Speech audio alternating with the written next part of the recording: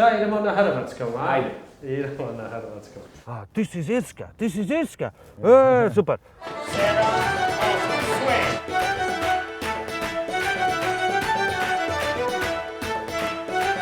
Gledaj, ja nemam ništa protiv tebe kao zeta, ali ako ti ne usrećiš moju kćer, nema mjesta na kugli zemaljskoj gdje se možeš sakriti. Ne.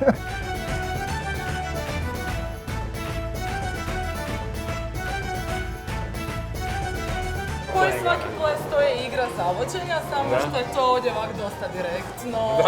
besramno ono je to. Kontakt i da, besramno. Skroz.